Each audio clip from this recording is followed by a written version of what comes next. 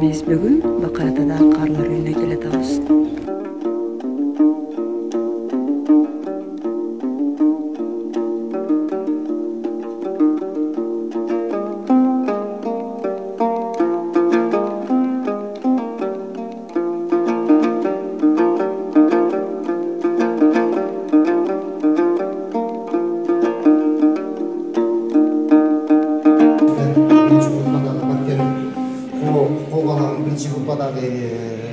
Ветеран жашайт.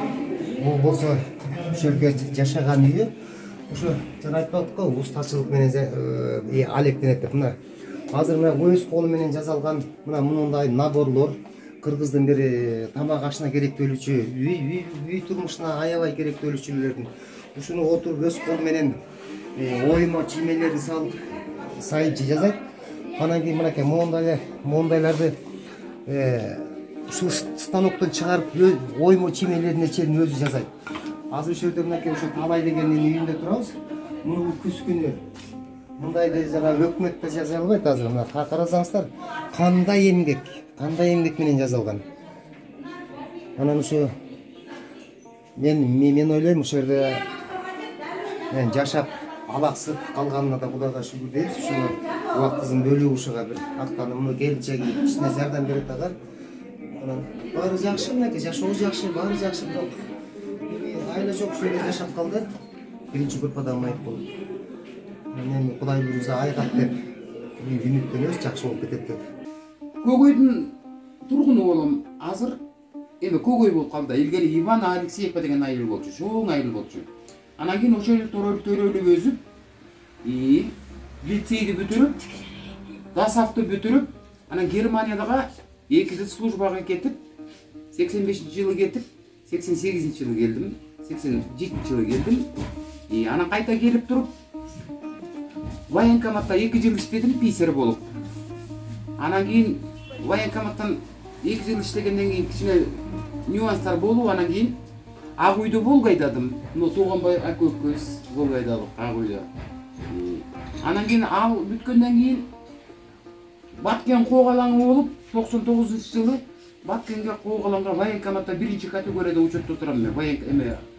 Офицерлердин катарында 1-чи категорияда. Анан Баткенге срочно алып кетти бизди. Акта 2 жыл 3 ай жүрүп келдим. Акта коогалаңда дагы ар кандай кыйынчылыктар болду. Согуш башталгандан 3 күндөн кийин майор Маматахунов деген комбатус 3 ок кийип өлүп калды. Согуш башталганда 3 күндөн кийин эле. Анан командири жок. Жетим балалардай болуп, бир генерал тияка кылат, бир генерал бияка кылат, атасы апасы жок баладай болуп биздин батальон. Ошондук эметип келдик. 2 жыл 3 ай жүрүп келдик. Мээнетимди, эмемди аткарып келдим өзүмдүн. Бул жака кантип келип калдыңыз? Анан кийин аттан келгенден кийин апама аш берем деп эми чоң машина айдачым өзүм. Самосвал, МАЗ айдачым. Карьерный машина. Машинам бузулуп калып, запчасть жок. Анан кийин машинам туруп калды гаражга, запчасти Бишкектен алдырмак, анан Турциядан алдырмак деп отурганча апама аш берем деп калдым. Аята бир крышаны жаба коеюн, апама акча болуп калсын. Аш бергенге деп крышадан кулап кетип отурбайбы? Ошондон бери 13 жыл өттү кагылайын. 13 жылдын 5 жылын үйдө жаттым. Анан кийин үйдө таза тяжелый болуп, кароосуз болуп, ошонткөн мен үйүмдү эң кичүү карындашыма дарыстырмай кылып жаздырып берип туруп, интернатка өзүм келдим. Келгениме 19-майда ровно 8 жыл болуп. Жашоо шарты.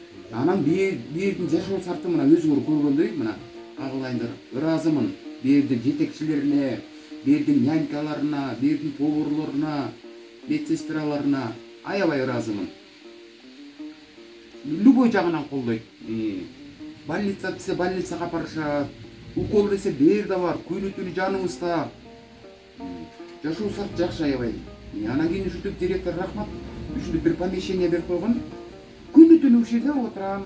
Суббота базар күнүдө тияка жаткандан көрө келип майда шүйдө жасап, өзүмдүн убактымды коротуп, алаксып ушинтип отурам кагылайын. Ошентип ровно 8 жыл болуп. Жақында жакшы. Кудай Алла ыраазы болсун кагылайын. Мен ыраазымын. Силердей бир туугандар болсо, ушинтип келип турсаңар кагылайындар. Жүрөк жылытса, биздин жүрөгүбүз жылыса, силер чоң бата алгынга барабар кагылайын. Батабыз тийсин силерге кагылайын. Баарыңар аман болгула. Именно мына орозо айында келгениңер аябай чоң соо пиште кагылайын. Ишиңер алдыга жылсын. Бактылуу болгула. Үй бүлөңөр менен наристеп чөбөрөлөрүңөр менен кагылайындар. Миң мерте ыраазымын кагылайын. Башына келгенде көнбөй, өзүм ыйлап, жатып алып, ойлонуп, баягы ата-энең жок болгондон кийин баягы бапыр-сапыр болуп, убагында үйдүн ичи күлкү болуп, толуп, ар ким тушка кетип, үйдүн берекеси жок болуп, ата-энең болбогондон кийин ошо башкача болуп калды экен да.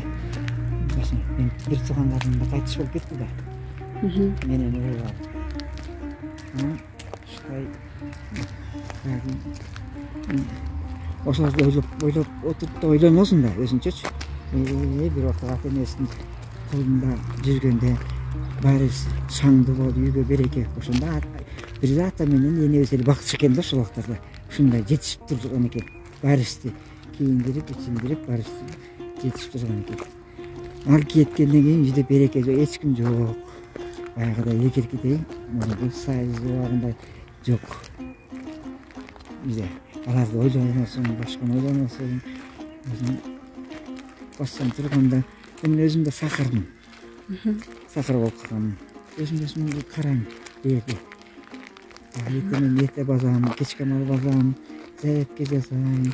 Ушул өзүм карайм да. Карап аласытасы. Өсүп келаткан жаш жеткинчектерге, болуп турган адамдарга кандай багыт бере алат элеңиз? Кандай өзүңүздүн акылыңызды айтып койсоңуз? Мен өзүмдүн акылым, менин оюм ушул жаштарга деле айтып кетет элем. Биринчиден ошо ата-энең барды, ата-энеңди сыйлаш керек экен. Ата-эненин кадырын билиш керек экен. Ата-эне деген эне деген эне экен, ата деген ата экен. Багы эч кандай жаман бир кадам бассаң да туура бастымбы деген ой менен жүрүш керек экен да. Азыр карап турсам, бир тууганым жок болгондон кийин, ата-энем жок болгондон кийин ушундай туш болуп калсам, ошондо өткөн нерселерди ойлоп, кээде ыйлап да аласың. Кээде жүрөгүң ооруйт. Ошол көп ойлонуп жүрөм. Бетеде ар кандай балдар жашап жатат. Ар кандай да кейлерин ата-энеси алып кетип салгандар да бар. Кейлери ар кандай бетечи. Бирок ошолорду да баарын жакшы мамиле жасаш керек да. Билбегенге акырын түшүндүрүп айтып, бери деле баары эле бири-бирин сүйлөйт. Өйдө карап сүйлөбөйт угулдаргачы. Мындай мамилелер, нелер жакшы. Директор үстүндө ар бир чогулуштарда айтып турат. Бири-бириңерди сүйлөп, бири-бириңерге мындай кылгыла. Булар бетегилер ошо түшүнүшөт. Бири-бирине корс мамиле жасашпайт. Бири-бирине мындай не кылышпайт. Ошо жагы да жакшы да, бир жагы. Условиясы да жакшы. Таза. Баскан турганыңда, комнаталарың да таза. Бүт. Тууганбай Байболотов, мен ушу Бакатада Карлар үйүндө чарба башчысы болуп иштейм. Азыр бизде 70 киши кызмат алуучулар бар. Бул жерде азыркы күндө условияны алдан жакшы да түзүп бергенбиз. Ушуларга биз ички, сырткы, актоо, краскоо, ушулардын биздин көзөмөлүбүздө болуп турат баардыгы. Экинчиден азыр быйыл президенттин указы менен 100 сомдук питание 200 сомго көбөйгөн. Азыр 3 маал жакшы жылуу ызык тамак, бир полдник бар. Анан кийин азыр өзүңөрдөр көрүп тургандай ичи жылуу, таза, сырты таза. Ушулар жок дегенде эшикке чыкканда, ичкери киргенде ушулар бир көңүлдүү бир шартта жашасын деп колдон келген аракеттин баарын жумшап атабыз.